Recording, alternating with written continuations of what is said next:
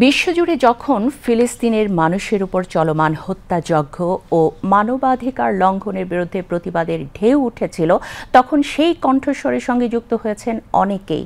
তাদের মধ্যে কেউ ছাত্র, কেউ লেখক, কেউ বা আবার সাংবাদিক। বিটিভি নিউজের ধারাবাহিক ভয়েস ফর প্যালেস্টাইনের আজকের প্রতিবেদনে আমরা বলবো এমন দুইজনের কথা যারা নিজ নিজ অবস্থানে থেকে সাহসিকতার সঙ্গে ফিলিস্তিনের পক্ষে কথা বলেছেন। প্রতিবেদনটি তৈরি করেছেন আমাদের সহকর্মী গোলাম মর্তুজা। নিউ ইয়র্ক ইউনিভার্সিটির একজন ছাত্র লোগান রোজস। স্নাতক সমাপনী অনুষ্ঠানে তিনি ফিলিস্তিনে চলমান হত্যাযজ্ঞের বিরুদ্ধে নিজের কণ্ঠ তুলেছিলেন। তার বক্তৃতায় তিনি তুলে ধরেন গাজার ভয়াবহ পরিস্থিতি, যেখানে হাজার হাজার মানুষের প্রাণ গেছে। সত্যি বলতে এই বক্তৃতা নিয়ে আমি অনেক দুশ্চিন্তায় ছিলাম। আজ আপনাদের সামনে দাঁড়িয়ে আমি ভাবছি এই মহেন্দ্রক্ষণে আমার কি বলা উচিত। আমার বিবেক আমাকে বলছে এখন সবচেয়ে গুরুত্বপূর্ণ ফিলিস্তিনে যা ঘটছে সেটা নিয়ে কথা বলা। গাজায় যে ভয়াবহ হত্যাযজ্ঞ চলেছে তা রাজনৈতিক ও সামরিকভাবে যুক্তরাষ্ট্রের সমর্থন পেয়েছে। আমাদের ট্যাক্সের টাকায় সেই অস্ত্র, সেই হামলা চালানো হয়েছে। আর গত 18 মাস ধরে আমরা সবাই আমাদের ফোনের স্ক্রিনে এই নৃশংসতা দেখেছি। আমি আজ শুধু আমার ব্যক্তিগত মতামত দিচ্ছি না, আমি সেই সব মানুষের কথা বলছি যারা এই অন্যায়ের কারণে ভেতর থেকে কষ্ট পাচ্ছেন, যাদের বিবেক আহত হচ্ছে। আমি স্পষ্ট করে বলতে চাই, আমি এই গণহত্যার নিন্দা জানাই, আর যারা এতে সহযোগিতা করেছে তাদের প্রতিও আমার প্রতিবাদ। Und ich möchte sagen, dass ich diesen Völkermord und die Mitschuld an diesem Völkermord verurteile.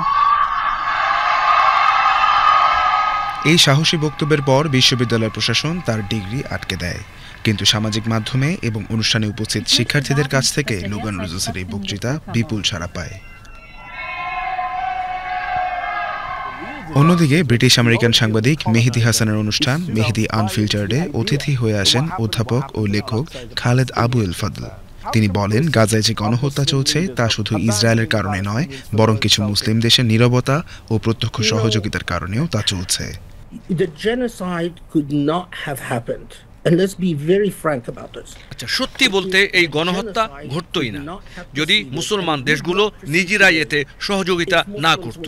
সংযুক্ত আরব আমিরাত ইসরায়েলকে সহযোগিতা করেছে। জর্ডান নিশ্চিত করেছে যাতে পণ্য সামগ্রী ইসরায়েলে যেতে পারে। মিশর গাজার মানুষদের অবরুদ্ধ করে রেখেছে। আর সৌদি আরব কথা বলছে তথাকথিত শান্তি আর চুক্তি নিয়ে। আবার একই সাথে ট্রাম্পকে বিলিয়নের পর বিলিয়ন ডলার দিয়ে সহযোগিতা করছে। এই কারণে ইসরায়েল জানে তাদের কিছুই হবে না। তারা জানে আরব দেশগুলো চুপ করে আছে, কেউ কিছু বলবে না। এখন পর্যন্ত ইসরায়েল পশ্চিম তীরের প্রায় 80% দখল করে ফেলেছে, আর পুরো গাজাও নিয়ন্ত্রণে নিয়েছে। আমি নিয়মিত ইসরায়েলি গণমাধ্যমগুলো অনুসরণ করি। ওরা নিজেরাই বলে আরবরা আসলে চায় আমরা তাদের হয়ে হামাসকে শেষ করে দিই। ওরা শুধু চায় আমরা তাদের হয়ে কাজটা শেষ করি।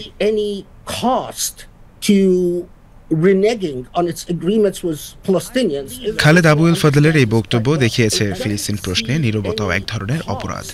মেহেদী হাসানের এই অনুষ্ঠানটি এই বাস্তবতা তুলে ধরে পশ্চিমা গণমাধ্যমে আলোচনার নতুন মাত্রা সৃষ্টি করেছে। লোগান রোজসের মতো তরুণ ছাত্র কিংবা খালেদ আবু এল ফদলের মতো অধ্যাপক সবাই যখন ন্যায়ের পক্ষে কথা বলেন, তখন প্রমাণিত হয় মানবতার পক্ষে ওঠা আওয়াজগুলোকে কখনো দমিয়ে রাখা যায় না। একটা সময় এই কণ্ঠগুলো গাজাবাসীর শক্তি হয়ে দাঁড়ায়, বিশ্ববাসীকে স্মরণ করিয়ে দেয় আমরা তোমাদেরই একজন। গোলাম মর্তুজা, বিটিভি নিউজ।